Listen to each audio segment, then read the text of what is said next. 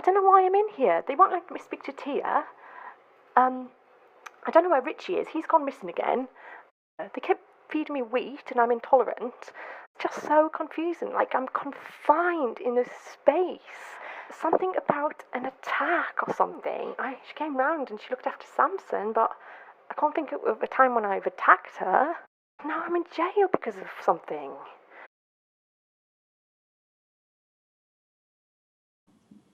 Good baby, slept with all the time. But realised as she was growing up, she was determined to what she wanted to do, she would do. I think one of the first concerts she did was a talent contest in Stroud, where she sang, it was a Michael Jackson song. Jackson 5 song. In front of 2,000 or 3,000 people, and she was scared witless. But she must have been 8, 11, 12, maybe a bit older, 14. A bit older. Yeah. But she was superb, as you can imagine, and completely crapping herself, but still did it. And there were 13 people in the competition. She came, bless her, 13th. But she didn't let that bother her. She just got on with what she had to do, and look how she is today. Amazing. So she's had good and bad times, but she's still resilient and she comes through it every time. What's your name and how do you know Heg? My name's Tom, and I've known Heg about 3 years now. I'm in her community choir. And tell me about the incident on the trip to Pembrokeshire. Well, we went as a choir to Pembrokeshire, and it was a nice trip. And Heg had entrusted me really with the task of buying some wine for the trip on my way up. Because it was a special occasion, you know, I went for quite a good wine. It was a Beaujolais, quite good vintage, quite an exclusive vineyard. You know, I bought 3 bottles. And how much did that cost? £24. And how did Heg react when you saw her? Well, I mean, initially she was, you know, just quite happy to see me, I think, and she liked the wine. And then I told her how much it cost. And what did she say to that?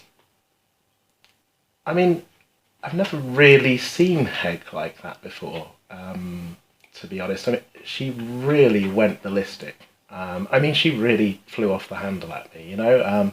It was stuff like, you know, who the hell do you think you are, you fucking high and mighty prick?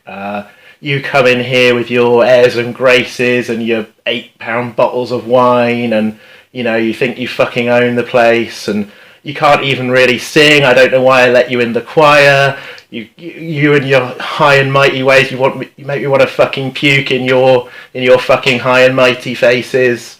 I mean, you know, really, really laid it into me. I've never seen anything like it before, to be honest. Well, did you feel in danger at any point? You know, it feels strange to say this about Heg, really, because, you know, she's normally so sweet, and but yeah, I did. I felt in danger, yeah.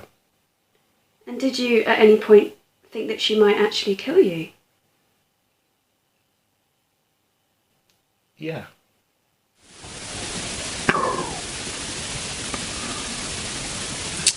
So I first joined the choir, I think it was about 4 years ago, and it started off really well. Everybody was very, very friendly, really friendly, and I really got involved very quickly. And it wasn't until it took me a while to realise that actually it was what I was seeing, the classic signs of a cult. It had a very highly charismatic leader who just assumed complete control.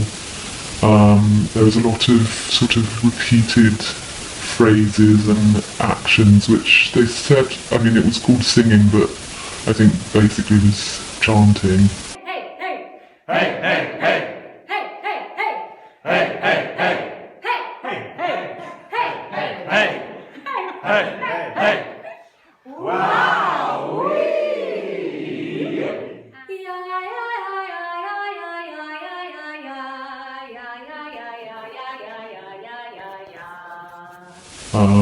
And we were all made to wear the same clothes. There were all sorts of things like that. And yeah, I was really, really sucked in for a long time. And in the end, I actually had to move away and change my identity just to escape.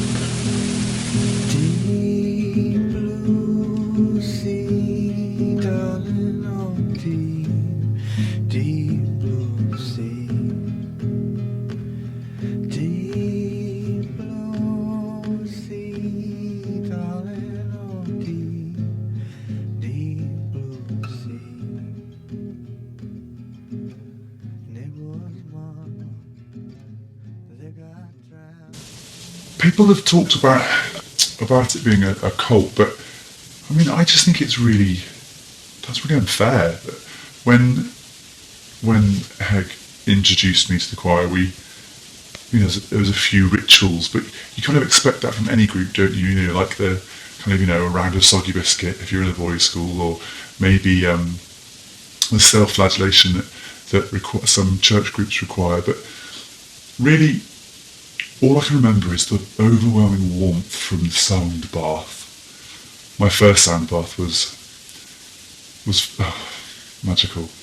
I felt the bass really supporting my lower chakra, and then from the top notes, we had the soaring soprano washing over me, and they met in the middle with the tenors and the altos just kind of like fiddling with my insides.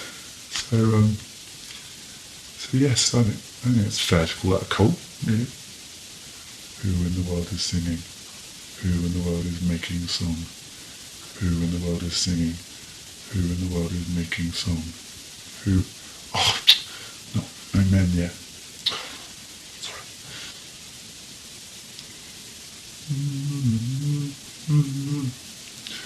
Who in the world is singing? Who in the world is singing? Who in the world is singing? Who in the world is singing? Who in the world is singing?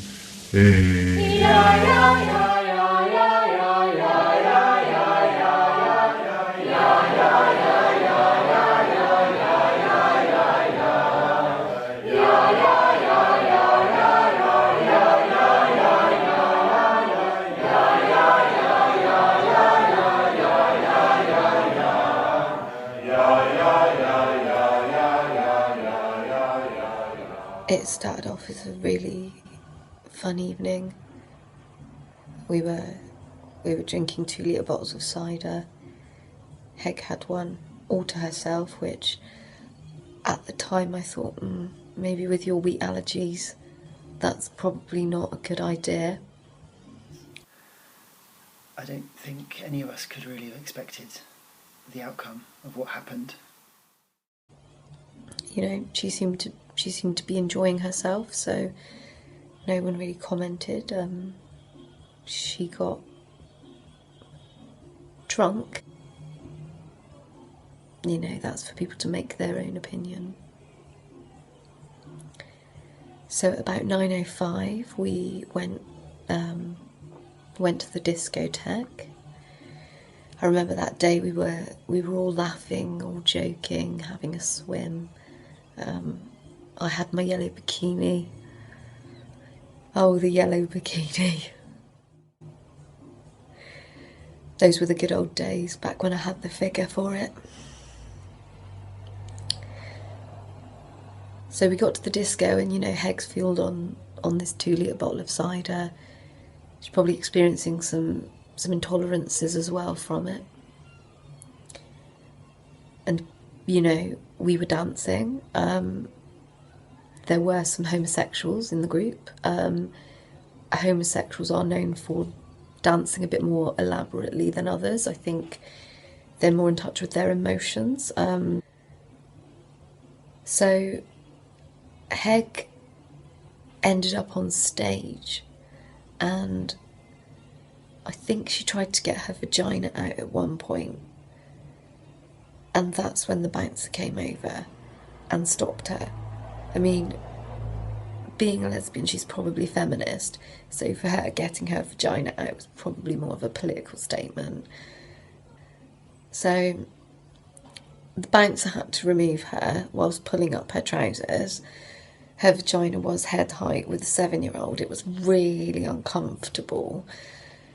So because she did that, we all then decided to leave. It's we've never been malicious, but fun is probably the answer.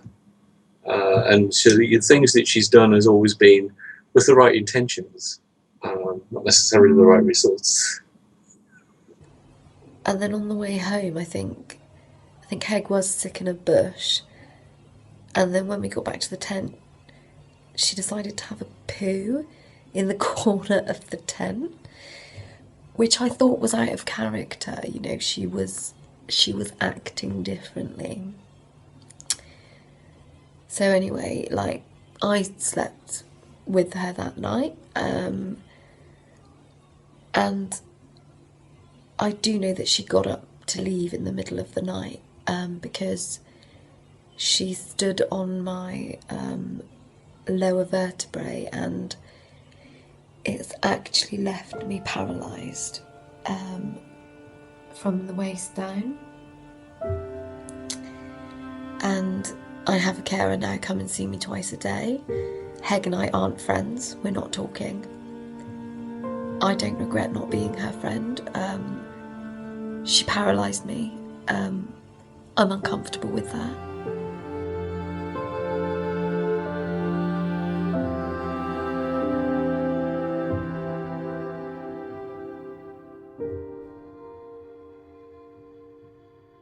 So, in the middle of the night, obviously Heg did leave the tent. She broke my spine. She pretty much did leave me for dead. Richie eventually came to the rescue. He was off somewhere.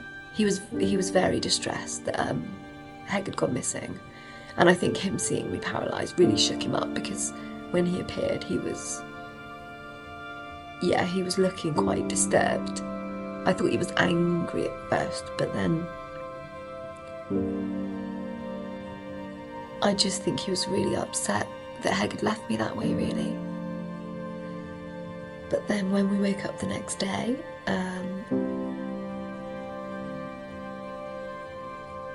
she was in prison. I had to get airlifted out of Croyd. It wasn't pretty. I was still in the yellow bikini. Those straps are not very secure. I have considered writing to her to try and understand what went on that night.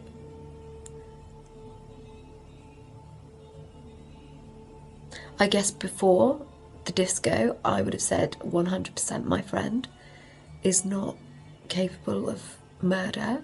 I don't know if she would take another person's life. I don't know her as well as I thought I did. Heg was kind of secretly, well, not that secretly, slurping from a big bottle of cider, and her voice was getting higher and higher, so I could tell that she was getting drunk. Someone suggested that we go to the local, the sort of campsite club, you know, a bit of a discotheque, and it was a large majority of families there. The bouncer came over and had a word with us. Heg was on the stage and she had her trousers down. That was when the same bouncer that spoke to me earlier kind of intervened and sort of dragged her off the stage, trying to pull her trousers up. She was kind of kicking and screaming. We were all asked to leave the club. I think she was crapping in the corner of the tent. The smell was really bad. I went out to the dunes and I was kind of just looking at the sky. I blacked out and I can't really remember what or where I went. Heg was shaking me awake and she was really frantic and she was like screaming, "Come on, Richie, we've got to go, we've got to go." She was like, we've got to go now." She started running into the dunes, but we got separated somehow. There was a policeman on this quad bike. He kind of tackled me to the ground. He was quite rough with me, saying that there had been a lot of issues that had happened that night. He said that Heg has been spotted in the places that these crimes have happened. You're guilty by association. Just saying that I'm basically in deep, deep trouble. It's not looking good for me. I don't have an alibi. He said, "I'll give you an out. And if you take it, then you're clear. There'll be no charges against you. You'll be free to live your life. Otherwise, you will be going to jail." It was shocking, really. I just couldn't believe that this was happening. You just need to say that Heg has committed these crimes. Good evening, thank you all for coming. At approximately 8:01 p.m, 26-year-old Helen Brignall had arrived at the corner point of Croyd Beach, North Devon, England, pumped up and sweaty from her journey there. At 8:45 the same evening, Miss Brignall began drinking cider. Robson and Dobson shared a small portion of a 2-litre bottle of Strongbow, while 27-year-old Miss Brignall consumed a full 2-litre bottle on her own. Witness testimony said the Brignall seemed out of control drunk.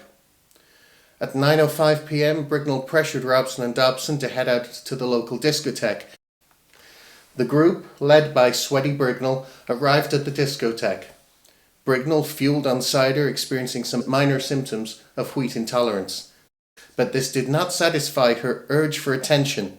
She got on stage and exposed herself around families, children and teenagers, and very normal, nice people. At exactly 9:50 p.m, 21-year-old security boy tried to intervene and stop 28-year-old Sweaty Brignall. The bouncer tried to pull up her pants and remove her. Robson and Dobson, scared of what might come, followed her close behind. At 9:54 p.m, Miss Brignall throws up in a bush, screaming down the road, "Sweaty homophobe." 5 minutes later, Brignall can be seen defecating in the corner of a tent. At 10:30 p.m, Mr. Dobson is missing from the group, leaving Robson alone, slipping and sliding in the sweaty trail left behind by Brignall. At approximately 12 a.m, Brignall shot up violently and stood on the young, sleeping, innocent 18-year-old Robson, who came only to have a nice time with 2 friends.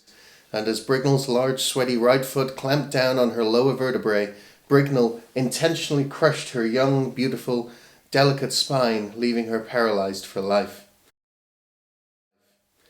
Between the hours of 1 a.m. and 5 a.m, Tia left for dead, vomiting and terrified, nobody in sight. At exactly 5 a.m, Mr. Dobson, only 17 at the time of the attack, arrived back at the tent. This was the first time he was seen since before midnight. Robson describes him as looking disturbed. Witness statements confirm he was in no way involved in the incident. Dobson, who agreed to go on the trip out of young guilt, heard screaming coming from the tent and saw Helen Brignall storming out, shouting, "Homophobe." At exactly 5:10 a.m, police and emergency services were called. Miss Helen Brignall was handcuffed and Miss Dobson airlifted in a yellow bikini and treated in the Children's A&E ward for spinal injuries. She will never walk again, while Miss Brignall goes on walking trips all over Scotland and getting sweaty. There will be no questions at this time. Thank you.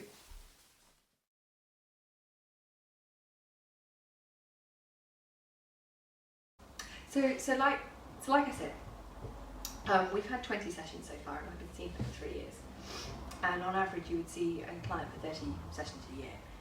So you can tell from her sort of data collection that it's been an intermittent relationship. She's finding it difficult to connect to the therapeutic process. which is understandable, with the parts of her life where she's been let down. So building a foundation relationship is tricky for her. But I've stayed the course with her, and I hope to continue that course with her. And I'll be around for as long as she needs me, and of course I remain alive.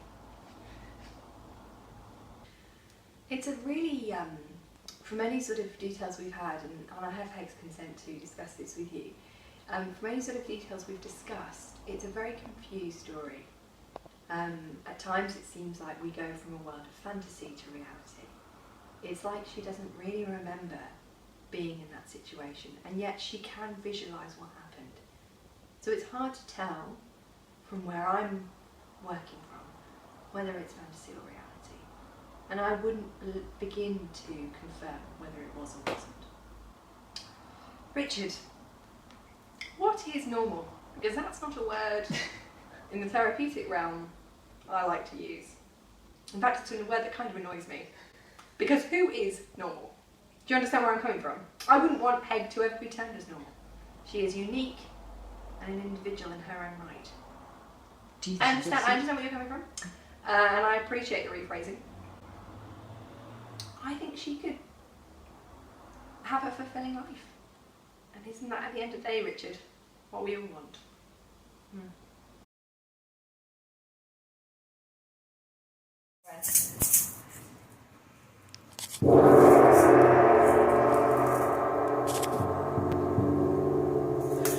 Hi. Yes, Heg, she's been coming to me now for a number of years for some treatments. I think on and off about 5 years. I mean, I can't say too much because of client and patient confidentiality. But what I can say is, Heg, she had quite a few issues, but you know, she was working through them. We worked through them together. We did a lot of chakra aligning and the like, which I thought she really responded well to. Heg, before treatment, yeah, quite wild. She's quite a wild one. Heg, after the treatment, you know, she still maintained that wild essence, but she was more, you know, she had her shit together. She does, she plays the gong, she plays the flute, she plays the tambourine, she plays the bongos really well, she plays the hand drum. The hand drum is what started actually this all up. She plays the Jew's harp or jaw harp. She plays the thumb piano really well. She made her own song up on that actually. She plays the rattle. Show them. Show them. No, show them. She's eating it. Show them. Show them. You want to sing? She sings as well.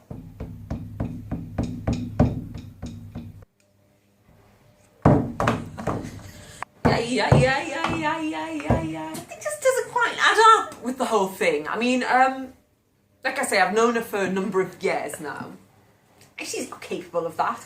I mean, she's a lot of things, but she's not that. She's lovely, actually. She's a really lovely girl. I hope she hasn't done it. I don't think she's done it. Do you think she's done it? But it's not what we expected, is it? It's not really the sort of thing that we were... It's disappointing. Yeah, it really is. It's not on, is it? No. It's not nice, really. I mean, she learned some of these things from Dartington, and I think that's where it actually all fell apart. Girls she was friendly with, Yeah, there were a couple of them that really sort of took her in a different direction. Not a good influence. Not really, no. No. We still love her, and we'll support her through thick and thin.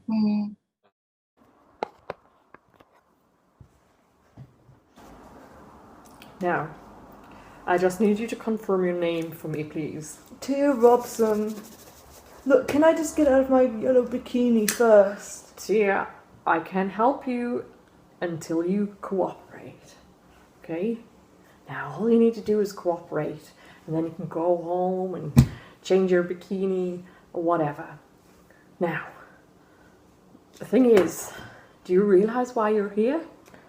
I don't know, but I was in A&E like 12 hours ago with a broken spine.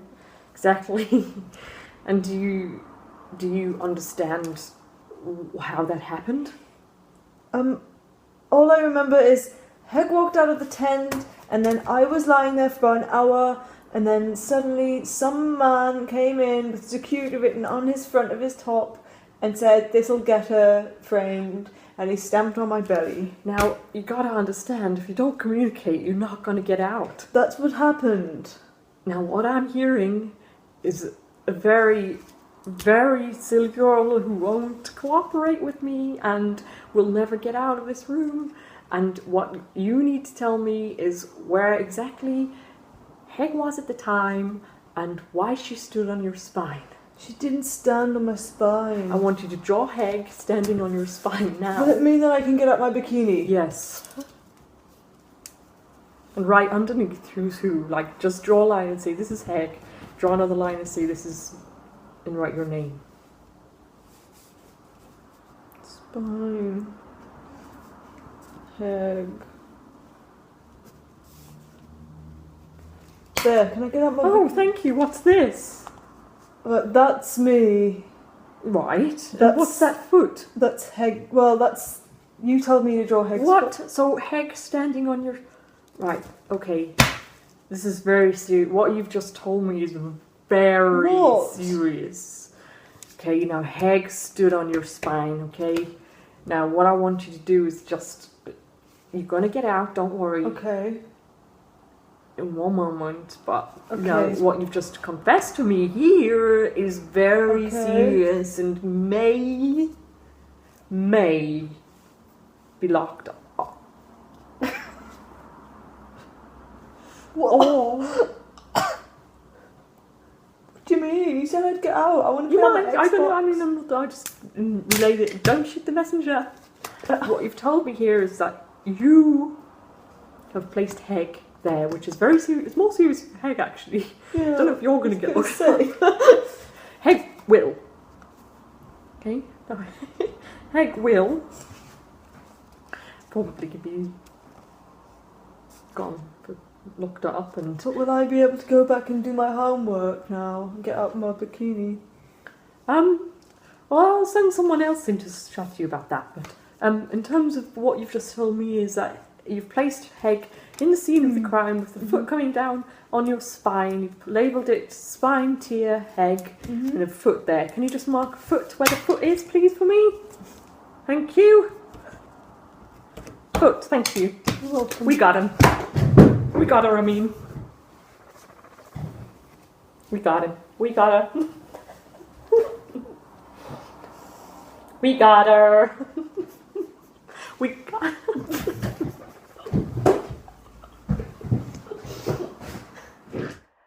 Hi, Helen. Yeah? I just wanted to touch base with you on a couple of things. Yeah. Just to make sure you weren't feeling abandoned out there. Yeah? I've been talking to a number of lawyers, and the guy that I have put on top of my list is Gene String. Yeah? He's my ex-partner, and the thing that puts him at the top of my list is, for me, is that everybody's scared of him, and he has a bit of an edge.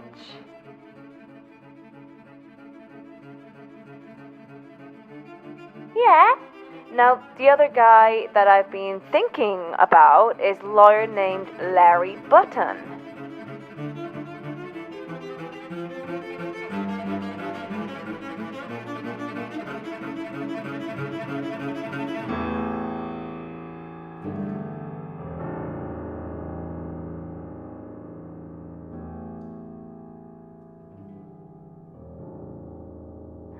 He's had a number of high notoriety cases, and if it turns out that they would be willing to work together on the case, it would be phenomenal. Yeah? Alright, Helen. Alright. Hang in there. Oh, thanks. Some money dropped out. It's from Margaret, Trevor and children. Oh, very good. Oh, very good, Helen. Money.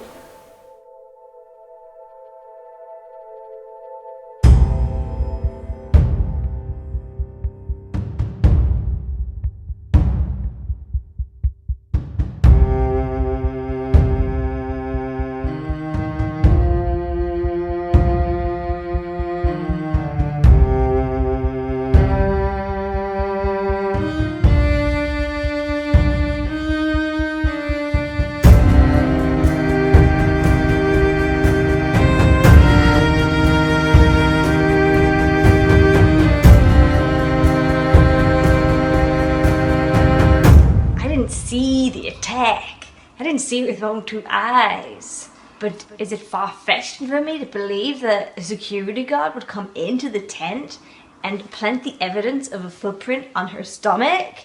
And under the circumstances he found himself in? Is it impossible for me to understand the human emotions behind that? That he would come in, he was offended in front of families at a discotheque, and he was embarrassed? I can understand the kind of human emotions that would go into framing someone like that. So you got the motivation of the security that want to frame her, and then lo and behold, the spine of Tears is violently crushed and hanging off. And then the security's got the evidence because Tears said that she last saw Helen. So they say, ha, we got her.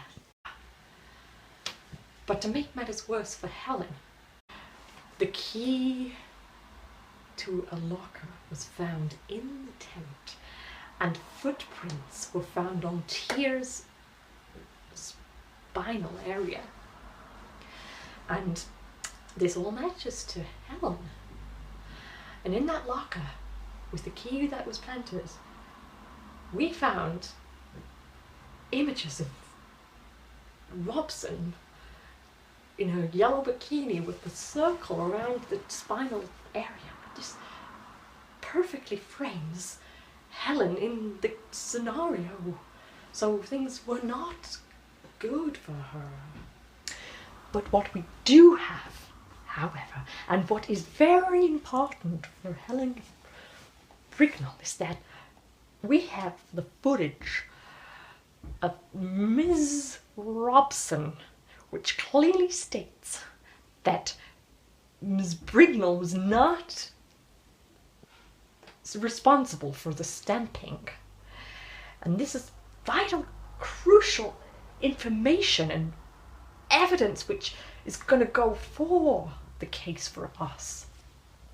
And this is before Ms. Robson was ever, influenced by anybody else. My name is Joshua. You can call me Josh, though. Most everybody calls me Josh. I'm from Uranus, Missouri. Well, I was watching the TV box. Some story came along about this woman and her friends in Devon or someplace or other. But I just remember seeing that beautiful woman. My heart just started to flutter. And I knew I needed to talk to her. She was one special thing. So, well, I got on the interwebs. I found her emails. I just emailed her and I said, my name's Joshua. You can call me Josh. My heart's fluttering for you. I saw you on them TV and I just think you're special and amazing. Well, she wrote me back, would you have it? And we just started emailing back and forth. Became pen pals. After a while I thought, I gotta meet this woman. So I saved my pennies, got on a big old plane and came to Britannia to meet her. Went to her jail cell, and the moment I saw her, I just fell to my knee and professed my love for her. She didn't really like that too much. She slapped me across the face. But I like a rough woman, so it was alright.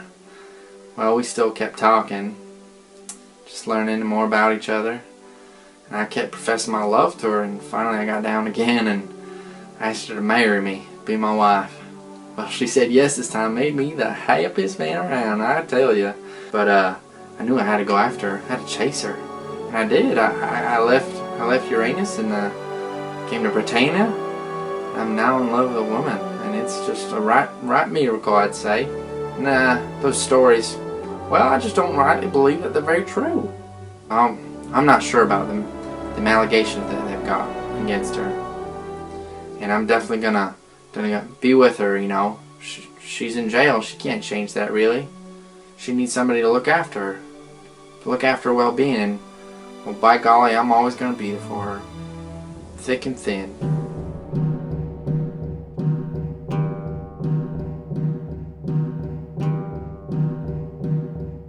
Sort of imprisoned within a system, and you're trying to figure out who you are and be your own person, but you are confined to whatever rules are laid out for you, whatever that is, and not really being able to have freedom in the way that you want to have it.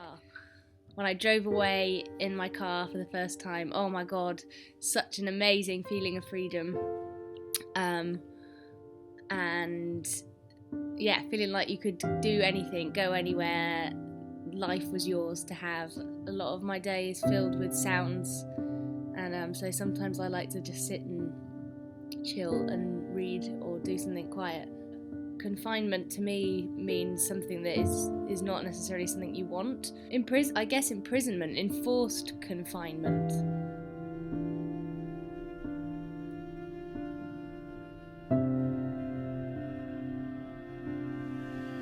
Yes.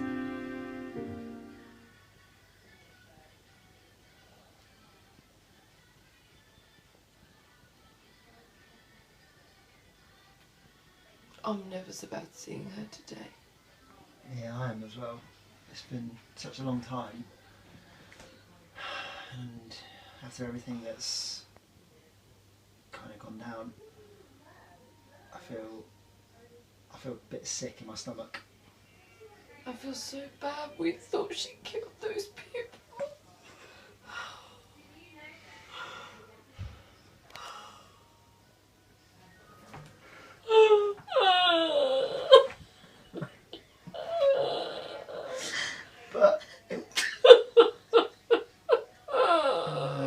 But look, Justice.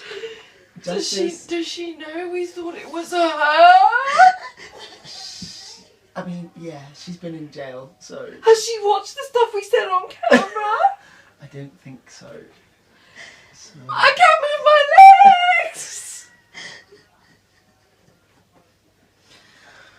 Well, I just think that we just have to ask her for forgiveness. We have to ask her... Yeah, I can do that. I'm strong. You are strong. I mean, not physically, but... not anymore. Definitely not anymore. She did break my legs, that bitch. But I can forgive her. She didn't kill anyone. Who broke my legs? It wasn't her. I've been blaming her for that too. Who broke my fucking legs? Well, I don't know, but it wasn't her. She was framed. I gotta call the police again. I need to get to the bottom of my paralysation. Yeah. Right at the end.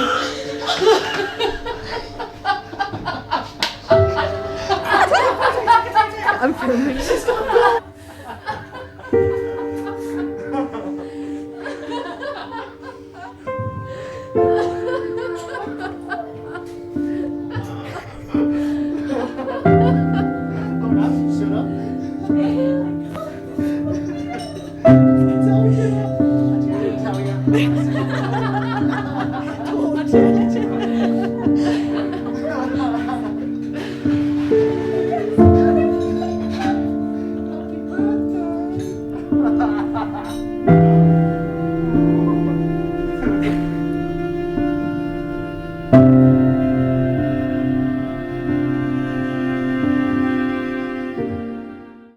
Oh no, get that out of the way. Go on now.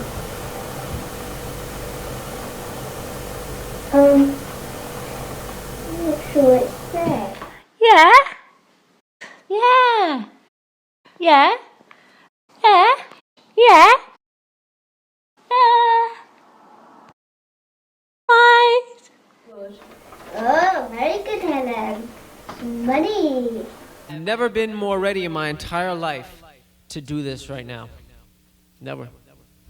So I've been leading up to this moment, all right now, right here. My whole life, right here. We got 5 selections in a wide array. Shake your boom, boom, boom, boom, boom, shake. The party people scream, wait, wait, say, hey. 'Cause I got a remote for my beat down. K-E-R-O-C-K. I use a microphone like Picasso used Ray. Down with records from around the way. He's the man Bada and Jazzy J. I rock on the mic from here to Bombay. I'll give him my best and say come with me. 'Cause everybody's got their dues to pay. I'm looking sideways like a man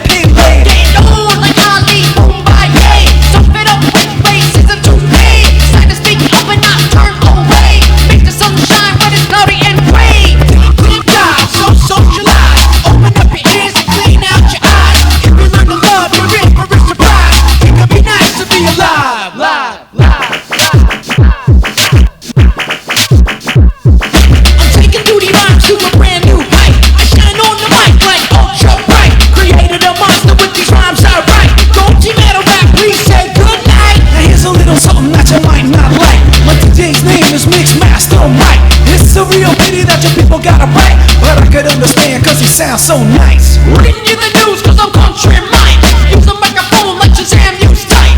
Try to keep clear that hate and spite, so I keep my mind still like the stills overnight. Now, who in the world do you want to fight? It's against the system, we should unite. Homophobics ain't alright. If you learn to love, then you might love life. Tip-tip-tie, so socialize. Open up your ears and clean out your eyes. If you learn to love, in for a surprise. It can be nice to be alive, live, live. Bringing back that old New York rap. Bringing back that old New York rap. Bringing back that old New York rap. Bringing back that, bringing back that, bringing back that old New York rap. Bringing back that old New York rap. Bringing back that, bringing back that, bringing back that old New York rap. Now you can shuffle numbers, but facts is facts. So many billionaires while so many lacks. So before the board decide to react, well, come on, party people, share up your stats. Now I'ma break it down to the rats tax, to the Bismarck dance and the cabbage patch. They're trying to turn the key, but they can broke the latch. Speaking to my files for some rhymes to snatch. I'd like to have a say on the income tax. Don't wanna help build bombs, and that's the facts. No money for healthcare, so what's the catch? The man got you locked with no key to the latch. Mike and Adam have got my back. You bring the mic and we'll bring the raps. Come on up here and rock your shack. Don't smoke Tiva,